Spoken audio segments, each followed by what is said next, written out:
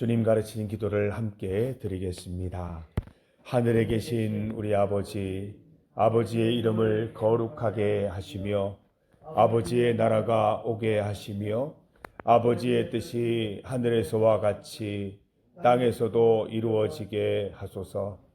오늘 우리에게 일용할 양식을 주시고 우리가 우리에게 잘못한 사람을 용서하여 준 것 같이 우리 죄를 용서하여 주시고 우리를 시험에 빠지지 않게 하시고 악에서 구하소서. 나라와 권능과 영광이 영원히 아버지의 것입니다. 아멘. 찬송 215장입니다. 215장 내 죄 속해 주신 주께 215장을 함께 찬송 드리겠습니다. 찬송가 215장입니다. 내 죄 속해 주신 주께 215장을 함께 찬송 드립니다. 내 죄 속해 주신 주께 힘과 정성 다하니 나의 온갖 언행 심사 주를 위한 것일세. 내게 있는 모든 것을 주를 위해 바치리. 내게 있는 모든 것을 주를 위해 바치리. 나의 손과 발을 들여 주의 명령 행하고 오직 주만 바라보며 주만 찬양하겠네. 항상 주를 찬송하며 이 몸 바치오리다. 항상 주를 찬송하며 이 몸 바치오리다. 내가 주를 바라보니 나의 영혼 밝아져. 십자가를 지신 주만 항상 바라봅니다. 십자가를 바라보며 주만 따라가겠네. 십자가를 바라보며 주만 따라가리라. 신기하고 놀라워라. 영광스러운 왕의 왕. 나를 친구 삼아 주사 편히 쉬게 하시네. 주의 날개 그 아래 영원 안식 얻겠네. 주의 날개 보 아래 영원 안식 얻겠네.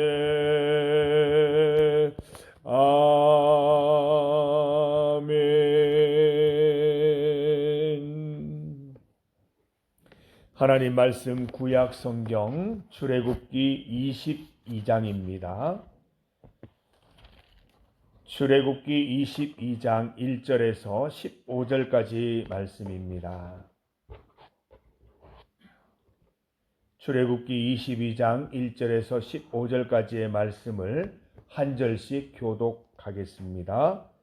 사람이 소나 양을 도둑질하여 잡거나 팔면 그는 소 한 마리에 소 5마리로 갚고 양 한 마리에 양 4마리로 갚을지니라. 도둑이 뚫고 들어오는 것을 보고 그를 쳐 죽이면 피 흘린 죄가 없으나 해 돋은 후에는 피 흘린 죄가 있으리라. 도둑은 반드시 배상할 것이나 배상할 것이 없으면 그 몸을 팔아 그 도둑질한 것을 배상할 것이요. 도둑질한 것이 살아 그의 손에 있으면 소나 나귀나 양을 막론하고 갑절을 배상할지니라. 사람이 밭에서나 포도원에서 짐승을 먹이다가 자기의 짐승을 놓아 남의 밭에서 먹게 하면 자기 밭의 가장 좋은 것과 자기 포도원의 가장 좋은 것으로 배상할지니라. 불이 나서 가시나무에 댕겨 낯가리나 거두지 못한 곡식이나 밭을 태우면 불러온 자가 반드시 사람이 돈이나 물품을 이웃에게 맡겨 지키게 하였다가 그 이웃 집에서 도둑을 맞았는데 그 도둑이 잡히면 갑절을 배상할 것이요. 도둑이 잡히지 아니하면 그 집 주인이 재판장 앞에 가서 자기가 그 이웃의 물품에 손댄 여부의 조사를 어떤 이런 물건 즉 소나 나귀나 양이나 의복이나 또는 다른 이런 물건에 대하여 어떤 사람이 이르기를 이것이 그것이라 하면 양편이 재판장 앞에 나아갈 것이요 재판장이 죄 있다고 하는 자가 그 상대편에게 갑절을 배상할지니라. 사람이 나귀나 소나 양이나 다른 짐승을 이웃에게 맡겨 지키게 하였다가 죽거나 상하거나 끌려가도 두 사람 사이에 맡은 자가 이웃의 것에 손을 대지 아니하였다고 여호와께 맹세할 것이요 그 임자는 그대로 믿을 것이며 그 사람은 배상하지 아니하려니와 만일 자기 일에서 도둑 맞았으면 그 임자에게 배상할 것이며 만일 찢겼으면 그것을 가져다가 증언할 것이요 그 찢긴 것에 대하여 배상하지 아니할지니라. 만일 이웃에게 빌려온 것이 그 임자가 함께 있지 아니할 때에 상하거나 죽으면 반드시 배상하려니와 함께 있습니다. 그 임자가 그것과 함께 있었으면 배상하지 아니할지니라. 만일 새 낸 것이면 새로 족하니라. 아멘. 함께 읽은 말씀으로 십계명 정신 세 번째 말씀을 증거하도록 하겠습니다.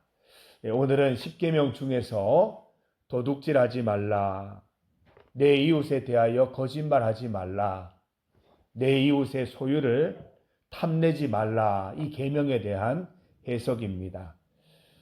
어떤 사람이 소나 양을 훔쳐서 잡거나 팔면 그는 훔친 소나 양 대신 소 5마리, 양 4마리로 배상해야 했습니다.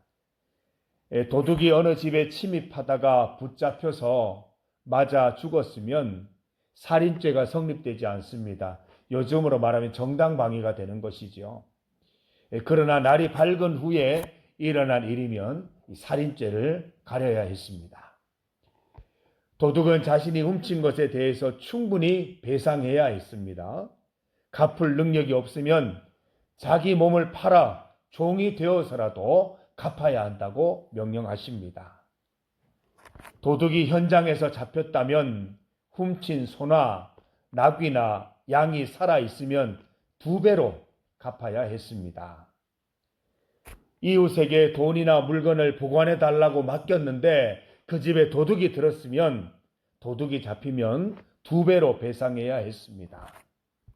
도둑이 잡히지 않으면 물건 보관을 맡았던 이웃이 하나님 앞에 데려가서 그가 내 물건에 손을 댔는지 안 댔는지 판결받아야 했습니다. 어떤 사람이 자기 밭에서 가축을 풀어놓아 먹이다가 다른 사람의 밭에 들어가서 뜯어 먹었다면 자기 밭에서 난 가장 좋은 것으로 배상하라 말씀하십니다. 불이 나서 낯가리나 아직 거두지 않은 곡식이나 밭 전체를 태워버렸다면 불을 놓은 사람이 피해를 보상하도록 했습니다. 도난당했다가 찾은 물건을 두고 서로 자기 것이라고 주장하는 경우에는 두 당사자 중에 유죄 판결을 받은 사람이 상대방에게 2배로 배상해야 했습니다. 거짓말한 것이죠, 누군가. 어떤 사람이 이웃에게 짐승을 빌렸는데 주인이 없는 사이에 빌린 짐승이 상처를 입거나 죽은 경우에 배상해야 했습니다. 그러나 주인이 함께 있는 경우는 빌린 비용 외에는 배상할 필요가 없다라고 말씀하고 있습니다. 그 내용들이 좀 따분할 수도 있고 너무나 일상적인 일들이기 때문에 대수롭지 않게 보일지 모르지만 사실 이 내용들은 십계명을 그대로, 십계명 정신을 그대로 반영하여서 실생활에서 지키고자 하는 그런 노력들이며 하나님의 명령들인 것입니다. 우리의 신앙생활의 진면목은 언제 어디서 드러나는 것일까요? 교회에서 신앙생활하는 중에 드러날까요? 아닙니다. 일상생활 속에서 드러나는 것입니다. 교회에서는 훌륭한 목사, 장로님, 권사님들이신데 일상에서 만약 다른 모습이라면 참 곤란한 일입니다. 믿는 대로 행동하고 믿는 대로 살아가는 삶이 되어야 이 믿음을 두고 온전한 믿음이라고 말하는 것입니다. 십계명은 하나님을 사랑하듯 이웃을 사랑하라는 명령입니다. 우리 세상에서는 보면 하나님 믿는다는 사람이 좀 이상한 분들이 있어요. 나는 하나님 잘 믿는데 이웃은 사랑하지 않는다. 이런 분들이 계세요. 옳지 않은 겁니다. 하나님이 나를 사랑하신 것처럼 나도 이웃을 사랑하는 것이 자연스러운 흐름인 것입니다. 왜 그렇습니까? 이웃은 하나님께서 친히 빚어내신, 하나님이 친히 창조하신 그의 자녀들, 우리의 형제들이기 때문입니다. 하나님 사랑, 이웃 사랑의 뜻은 하나님을 사랑하듯이 이웃을 사랑하라는 의미입니다. 이웃을 사랑하는 것을 통해서 우리는 하나님을 봅니다. 하나님을 만나게 되는 것입니다. 하나님 사랑과 이웃 사랑은 서로 분리할 수 없습니다. 하나님 사랑과 이웃 사랑은 하나인 것입니다. 성도 여러분, 하나님 사랑하듯 이웃을 사랑하시기 바랍니다. 말과 혀로만 사랑하지 마시고 오늘 본문 내용처럼 행함과 진실함으로 사랑하시기를 바랍니다. 야고보서 2장 말씀처럼 행함이 없는 믿음은 그 자체가 죽은 것이기 때문입니다. 믿음이 우리 행함과 함께 일하고 행함으로 믿음이 온전케 되는 것입니다. 이신칭의는 구원을 경험한 이후에 변화된 행위, 행함도 함께 포함하는 것입니다. 이것이 바로 온전한 이신칭의가 되는 것입니다. 영혼 없는 몸이 죽은 것 같이 행함이 없는 믿음은 죽은 것입니다. 성도 여러분, 여러분은 이런 의미에서 살아 계십니까? 살아있는 믿음 생활하고 계십니까? 주 안에, 믿음 안에 여전히 살아 숨쉬고 계십니까? 교회 안에서뿐만 아니라 세상 속에서, 일상 속에서도 주님으로, 믿음으로 살아 숨쉬기를 바랍니다. 하나님의 가르침을 일상 속에 적용하시고 이웃들과의 부대낌 속에서 말씀 따라 살아 실천할 수 있을 때 온전한 크리스찬이 될 수 있는 것입니다. 교회에서는 말씀 지키는 척하고 세상에서는 다른 삶을 살아가는 위선자의 삶이 없기를 저와 여러분이 되시기를 간절히 소망합니다. 우리 교회에는 믿음과 행위가 다른 이상한 성도가 없기를 간절히 소망합니다. 오늘 본문을 통한 하나님의 외침은 단 하나입니다. 믿은 대로 살아라. 삶으로 믿음을 증명해 보이라 라고 말씀하시는 것입니다. 자신이 기르는 가축이 이웃에게 해를 끼쳤을 때 그 사건을 해결하는 모습만 보아도 그 사람의 믿음을 알 수 있다라는 말씀입니다. 바꾸어 말하면 우리 믿음은 일상 속에 일어나는 사건, 일상 속에 일어나는 문제들, 그걸 해결해가는 모습 속에 그대로 반영되고 그대로 적용되어야 한다는 것입니다. 일주일의 첫 시작일입니다. 주일에 하나님 말씀 배운 대로 살아가십시다. 주일이 끝났다고 예배도 끝난 것이 아니라 주일날 받은 은혜와 말씀 가지고 월, 화, 수, 목, 금, 토 살아가는 것입니다. 재림 예수님의 심판은 우리의 교회 생활뿐만 아니라 우리 일상생활도 포함되는 것입니다. 어떻게 사는지, 어떻게 살았는지 보시는 것입니다. 우리의 말과 행실, 이웃들과의 문제를 푸는 방식, 일상에서의 선택과 결심들도 다 포함되는 것입니다. 우리의 예배는 오늘부터 시작입니다. 삶의 예배, 일상의 예배까지 잘 들으셔서 하나님의 칭찬받는 성도 다 되시기를 주님의 이름으로 부탁드립니다. 함께 기도드리겠습니다. 하나님 감사합니다. 이 새벽에 우리 중리교회 성도들 주님 성전 앞에 나와서 하루를 기도로 엽니다. 예배로 엽니다. 주님 축복하여 주시옵소서. 하나님 오늘 들은 말씀을 따라서 주일에 배운 말씀을 따라서 월화수목금토 살아갈 수 있도록 인도하여 주시옵소서. 하나님께서 늘 우리의 삶을 주목하여 보고 계시오니 배운 대로 살게 하시고 믿은 대로 살아갈 수 있도록 인도하여 주셔서 하나님의 귀한 사랑이 세상 곳곳으로 우리가 만나는 이웃들에게 잘 흘러갈 수 있도록 인도하여 주시옵소서. 우리가 교회에서의 삶과 세상 삶이 분리되어서 모순된 신앙인이 되지 않도록 인도하여 주시며 믿는 대로 하나님 말씀대로 일상생활에도 살아가는 성도들 되어서 정말 참으로 주의 말씀이 내 일상 속의 이웃으로 잘 흘러가는 그런 인생 될 수 있도록 주님 인도하여 주시옵소서. 오늘도 주의 말씀 따라 세상 가운데 선한 영향력 잘 흘려보내는 우리 성도들 될 수 있도록 인도하시고 붙잡아 주시옵소서. 오늘 이 새벽에 주님 앞에 나와서 주님 바라보며 주님 붙잡고 기도합니다. 우리의 모든 기도 제목들 주님 들으시고 응답하여 주시옵소서. 기도드리고 돌아갈 때에는 마음에 평안함 있게 하시고 평강함이 있게 하시고 하나님이 이미 응답해 주신 것과 같은 동일한 확신 가운데 돌아갈 수 있도록 인도하여 주시옵소서.